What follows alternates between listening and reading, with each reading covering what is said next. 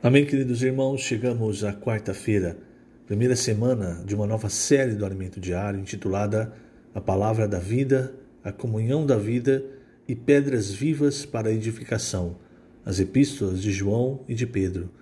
O título do primeiro volume desta nova série é Chegou a Hora de Deus Governar a Terra. O título da primeira semana, Reinarão em Vida por meio de Jesus Cristo. E o título da quarta-feira, Deus usa o homem para transmitir a sua palavra. Os versículos, Hebreus capítulo 1, versículos 1 e 2.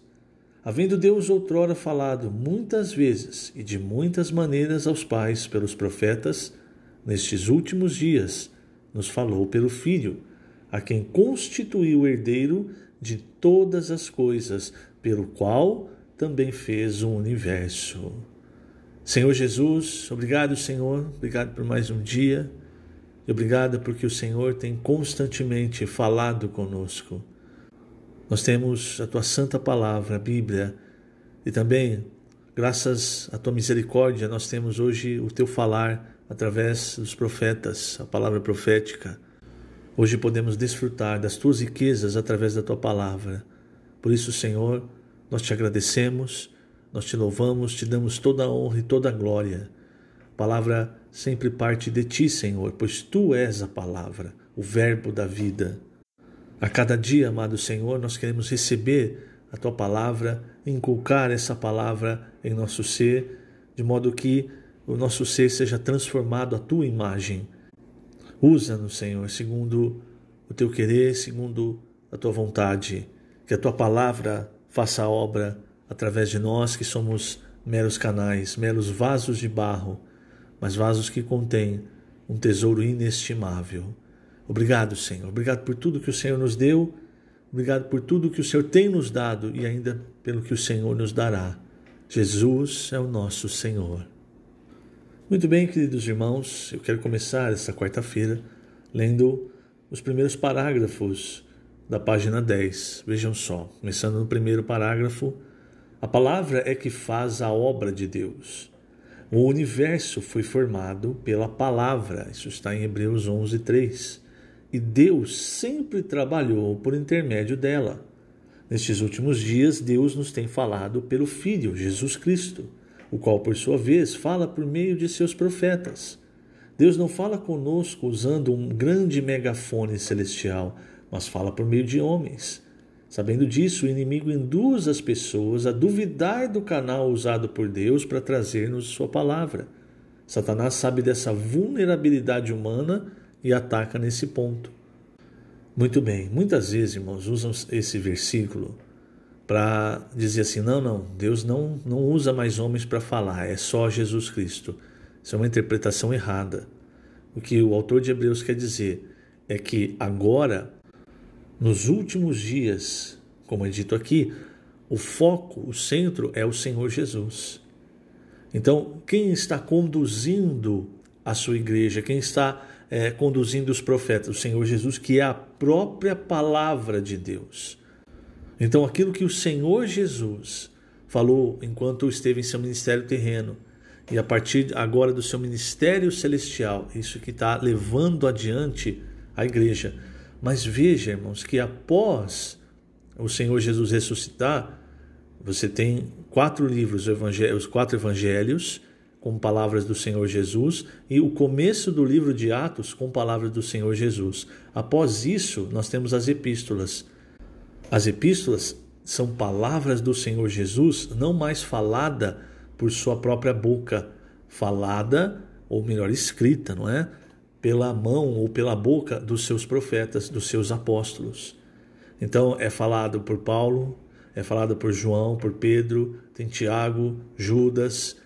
Mas esse falar do apóstolo Paulo, ou a escrita, não é? Para nós recebemos como escrita, ou do apóstolo Pedro, é o falar do Senhor Jesus.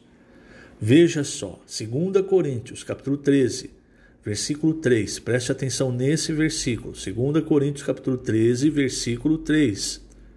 Pois, posto que buscais prova de que em mim Cristo fala, o qual não é fraco para convosco, antes é poderoso em vós. O que Paulo está dizendo aqui? Que os coríntios, aqui essa segunda epístola aos coríntios, Paulo ele fala muitas vezes de como os coríntios, ou pelo menos alguns dos coríntios, duvidavam do apostolado do apóstolo Paulo. O apostolado quer dizer, o apóstolo quer dizer o enviado. É aquele que Deus envia para falar a sua palavra. Então aqui ele diz, vocês estão buscando provas de que em mim Cristo fala. É esse o princípio da palavra profética. Quem fala é Cristo, usando homens. E quem escolhe é Cristo. Talvez se você tivesse, hoje para nós, Paulo é uma unanimidade. Ninguém duvida do apostolado de Paulo, mas talvez se você tivesse lá 2000 anos atrás, você talvez fosse alguém que duvidasse do apostolado de Paulo, das palavras de Paulo, por causa talvez do passado de Paulo como perseguidor, enfim. Então, o que Satanás sempre usou? Quando ele não consegue destituir a palavra, o logos de Deus, a Bíblia, ele vai aonde? Ele tenta extinguir, ele tenta desacreditar a rema, que é quando Deus usa então os seus profetas. Lógico, esse falar profético é sempre baseado na Bíblia. Não é algo fora da Bíblia, não é uma previsão de algo fora, não. É sempre a revelação da palavra, da Bíblia. Nunca foge da Bíblia. Mas então o que ele faz? Ele tenta desacreditar o emissor, aquele que está falando como o apóstolo Paulo. Porque se você não recebe o falar do apóstolo Paulo, logo você não recebe o falar de Deus. E aí você tem a Bíblia nas suas mãos, mas você pode interpretar a Bíblia conforme você quer. E eu já vi isso de diversas maneiras. Pessoas, líderes, interpretando a Bíblia de modo que lhe seja mais conveniente. Eu vou continuar lendo, agora a página 10, o segundo e o terceiro parágrafo. No Antigo Testamento, Deus tentou falar diretamente com o povo de Israel no Monte Sinai, mas eles ficaram aterrorizados. Isso está em Êxodo 20. Por isso Deus pediu a Moisés que lhes transmitisse o que ele desejava falar. Moisés então se tornou a boca de Deus. Mesmo assim, ele foi contestado por seus próprios irmãos, Miriam e Arão, em Números 12. E disseram, porventura tem falado o Senhor somente por Moisés? Não tem falado também por nós? O Senhor o ouviu. Depois houve também a rebelião de Corá, Datã e Abirão, que arguíram em Números 16. Por que, pois, vos exaltais sobre a congregação do Senhor? Queres fazer-te príncipe sobre nós? Isso, irmãos, é um subterfúgio. O que quer dizer isso? Usa uma verdade, tira uma verdade de contexto para usar contra uma pessoa. A pessoa às vezes ela está explicando algo, ela passa 10 minutos explicando, e nesses 10 minutos você tira uma frase de contexto e joga contra a pessoa. Tem que tomar cuidado com isso, irmão. Isso é arma das trevas. Paulo, em 2 Coríntios 10, capítulo no qual inclusive ele está defendendo a sua autoridade apostólica. Ele fala sobre isso. Ele fala que alguns coríntios estavam dizendo, julgando que ele e os cooperadores dele andavam em disposição de mundano proceder.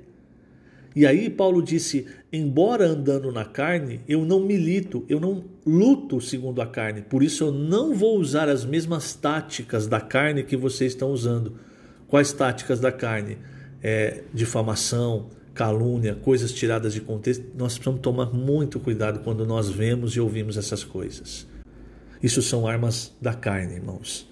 E nenhum homem espiritual luta com armas da carne. Vou ler agora o terceiro parágrafo, página 10 ainda. Neemias, igualmente, enfrentou forte oposição ao reedificar os muros de Jerusalém.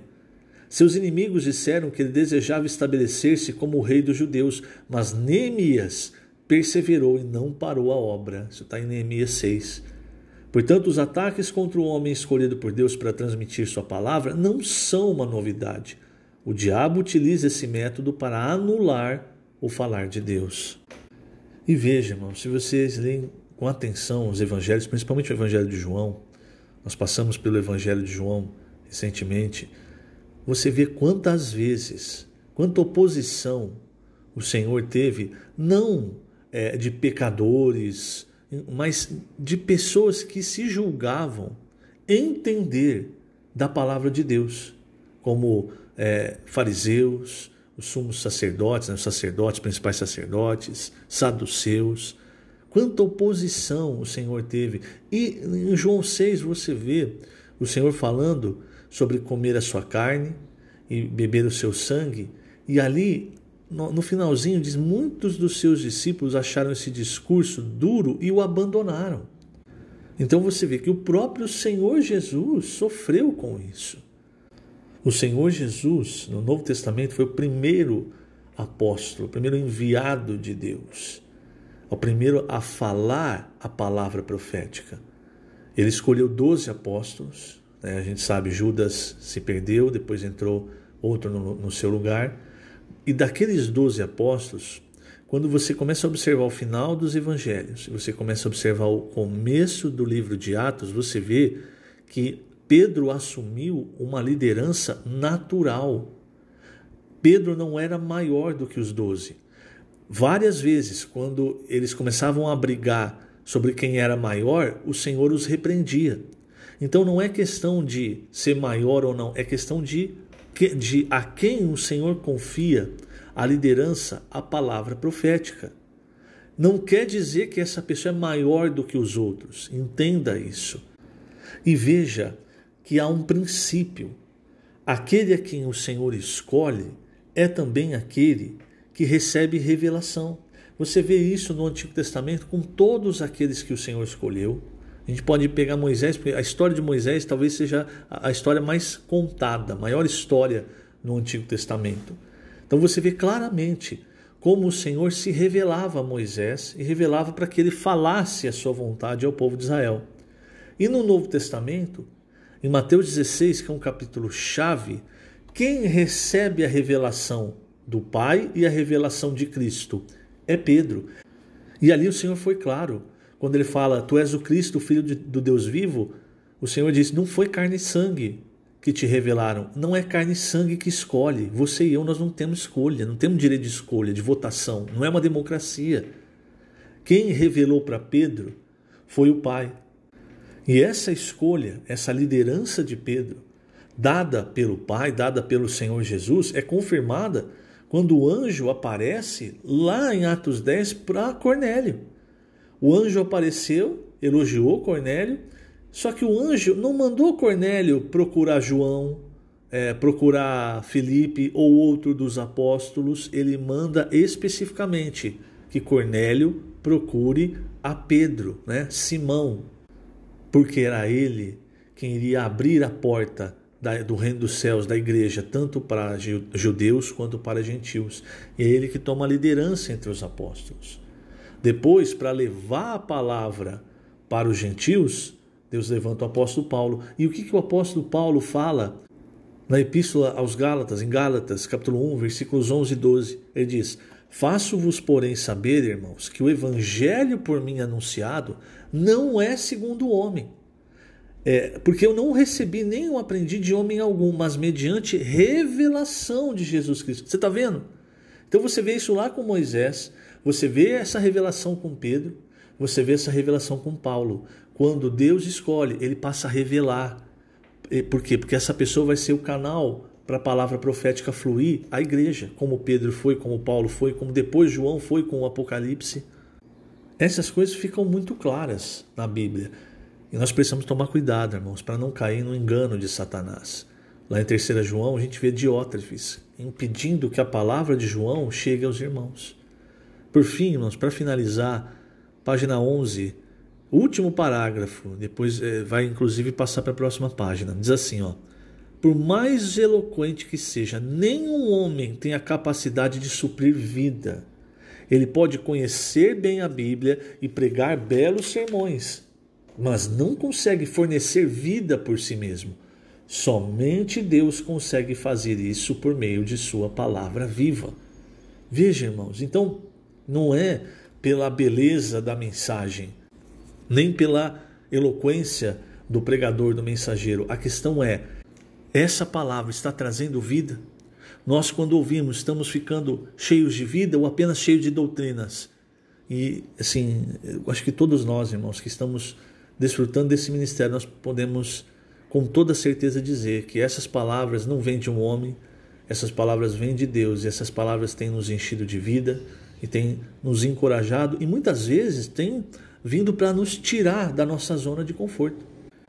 Então, graças ao Senhor, graças à misericórdia do Senhor, hoje, querido irmão, querida irmã, nós podemos desfrutar da palavra da vida e, circulando essa palavra entre nós, desfrutar da comunhão da vida, que faz-nos cada vez mais estar unidos entre nós e unidos com o Senhor, na comunhão com o Pai, com o Filho, com o Espírito Santo. Que o Senhor te abençoe grandemente nesse dia. Lembrando, estamos colocando essas gravações no canal do YouTube da Igreja em Ribeirão Preto. Jesus é o Senhor.